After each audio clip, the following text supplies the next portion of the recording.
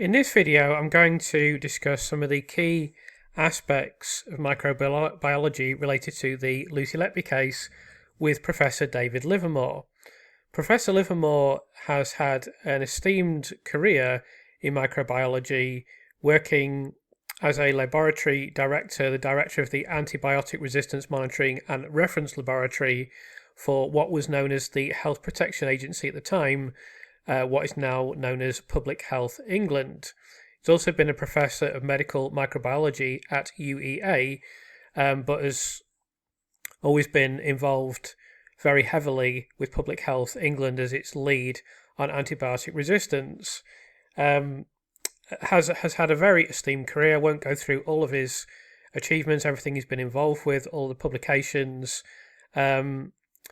but he brings a lot of knowledge and expertise to the table when he talks about the Lucy Letby case. So in this first clip from when I spoke with Professor Livermore, we're going to discuss some of the massive infection and microbiology problems that are all too evident at the County Chester at the time that Lucy Letby is indicted. You've been quite outspoken both in writing about the Lucy Letby case. How was it that you initially became interested in it or concerned about it? I follow the news generally, often more the political news than the sort of social human interest stories. But I'd keep seeing newspaper articles about Lucy Letby's case. And I think the first thing that alerted me to something seriously being awry was when the newspaper splashed Lucy Letby confession note. And I looked at this bit of green paper, read it, and you couldn't read this from left to right in the way of a normal letter, note, confession, or anything else. It was random jottings and scribblings and contradictory statements and overwritten diagonally.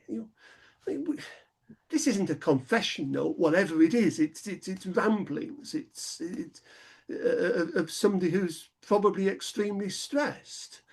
And this was practically at the time of, I think it was August 23, when her convictions came through, or the first series of convictions came through. And having really been prompted by this note, I looked in more detail. I registered very quickly that all these convictions were predicated on circumstantial evidence. Nobody had seen this woman actually commit any crime. Nobody had seen her inject an infant with air or do anything else that might harm an infant. And I then learnt that where she'd been convicted of 7 murders at that stage within the unit, there'd been at least double that number of deaths in total. And Dowie Evans, I saw one day on Talk TV, which I tended to watch a bit at the time, being interviewed and saying, well, he distinguished these infants who were killed by Lucy Letby was against these others who died, and I quote, of the things young, small infants normally die of congenital issues, of infection, of hemorrhage. And he drew an extremely clear distinction between these. But when I started to look at the dates of these deaths, then there was essentially a single hump of deaths.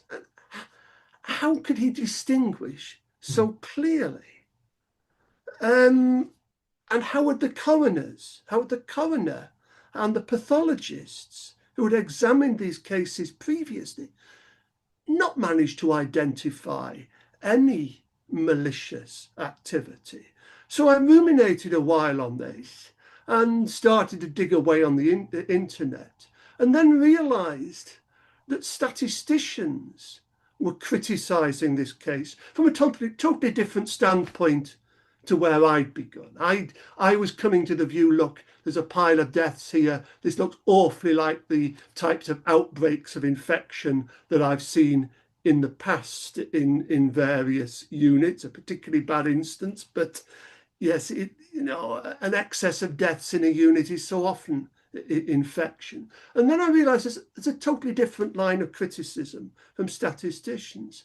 And as a scientist, this always grips me, where something doesn't make sense to you from one standpoint, and then you realise that somebody else from a totally different standpoint is also saying that it doesn't make sense.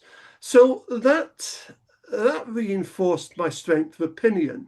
The next thing that happened is that I do a certain amount of writing for Toby Young's Daily Skeptic anyway, and have done since the pandemic, because I was strongly skeptical as a microbiologist of many of the responses to the pandemic. I think that what was done was disproportionate with regards to lockdown and masking.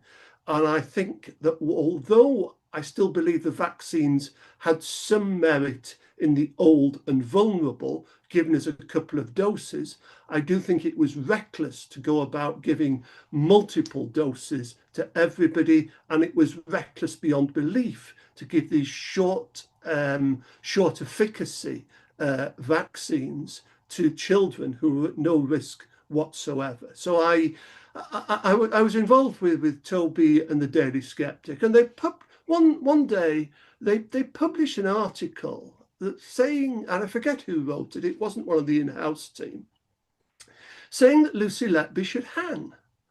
And I thought, this is, you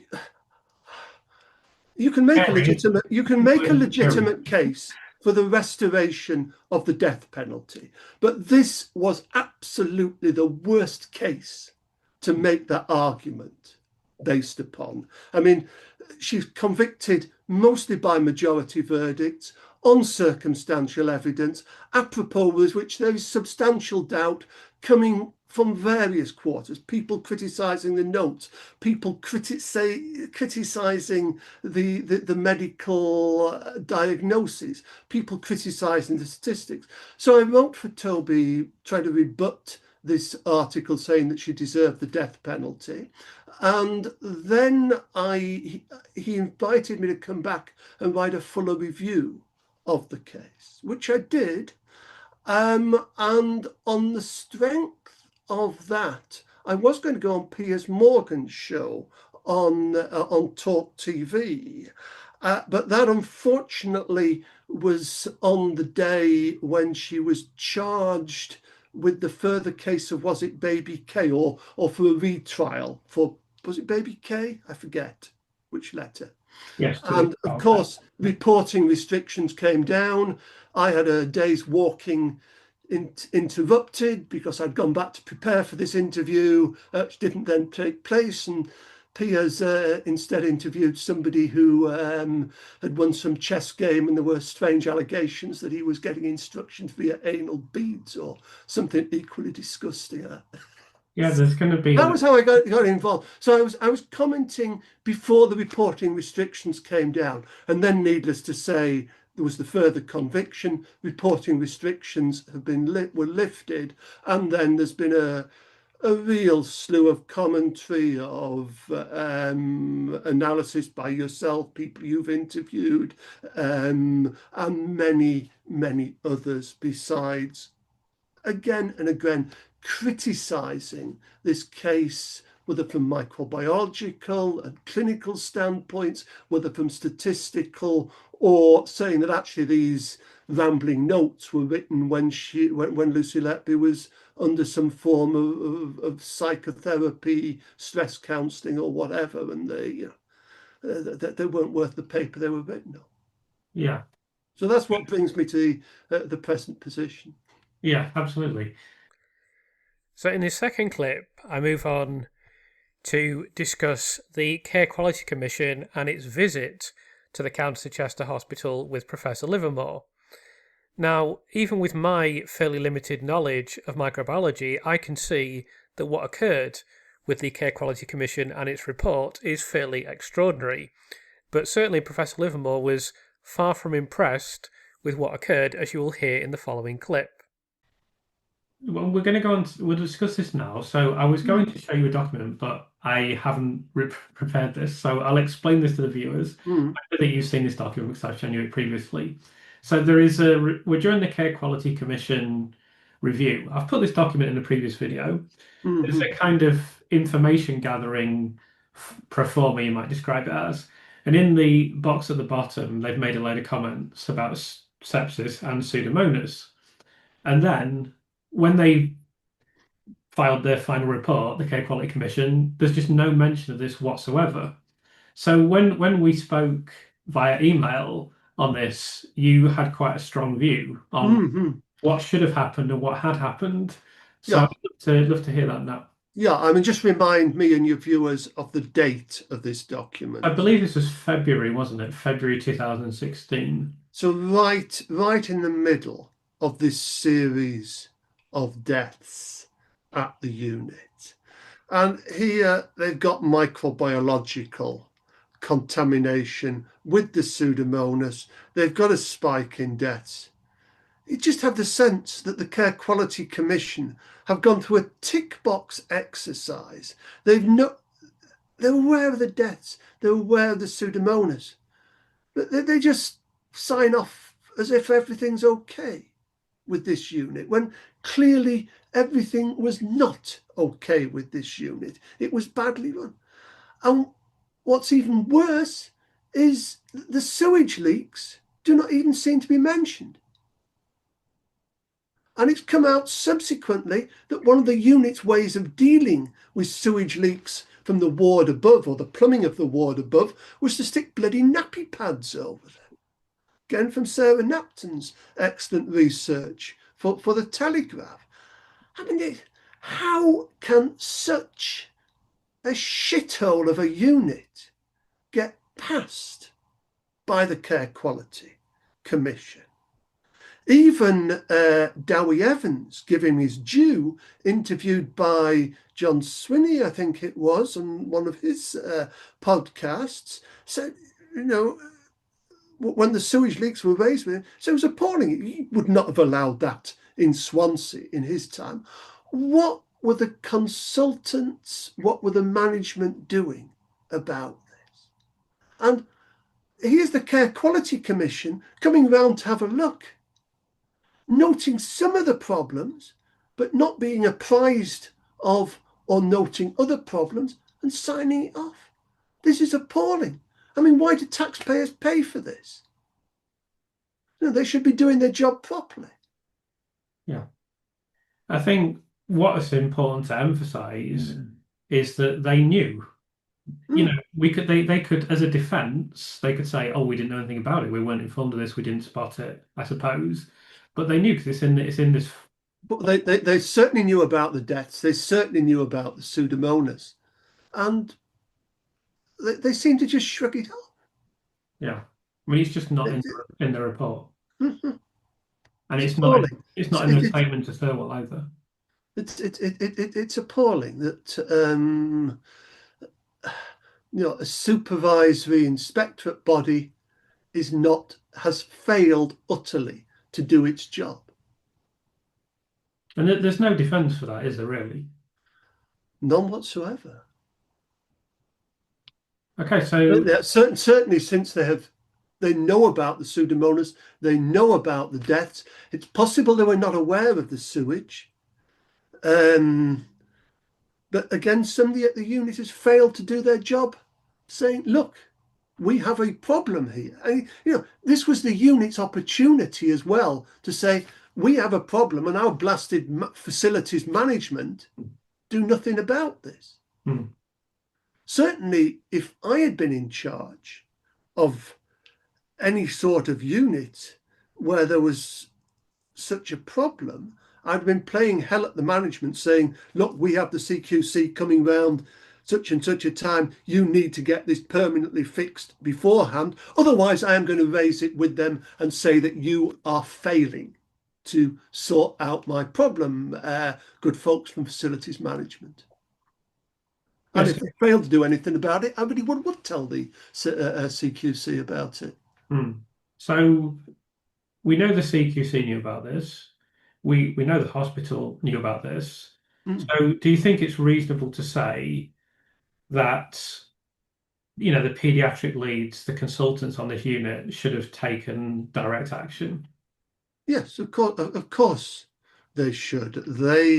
They are primarily responsible for running the unit, and they have been running something which was microbiologically unsafe, both in terms of the colonization of the water supply by Pseudomonas, but even more obviously with regard to the plumbing leaks, which would be a source of fecal bacteria, particularly Escherichia coli, as we commonly call it E. coli, which is always present in feces. It's always going to be present in sewage, and which can again cause opportunist infections, virtually any body site, including causing sepsis and bloodstream infection in vulnerable infants. So, there are two named bacteria, Pseudomonas aeruginosa and Escherichia coli, which are both obvious microbiological hazards within this place. And the consultants presided over this unit and appear not to have raised the issue at all. I mean, there should be a log of their complaints to facilities management. Again, I won't say much in favour of Dowie Evans, but at least he says when he's interviewed by John Swinney that as if he was not aware of the sewage problems, but if he had been, and if it had been at Swansea, he'd have played holy hell about it. And I tend to believe him. So, as mentioned, a fairly extraordinary scenario that has occurred there, and I'm really grateful for Professor Livermore both coming onto the channel to discuss the circumstances and give his knowledge on the topic, and also for appearing prominently in my book on the Lucy Letby case.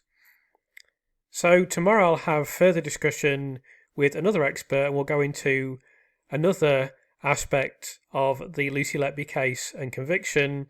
I just mentioned briefly that my whole discussion with Professor Livermore lasted for nearly 1.5 hours, and we went into every aspect of the Count of Chester and every aspect of the conviction of Lucy Letby.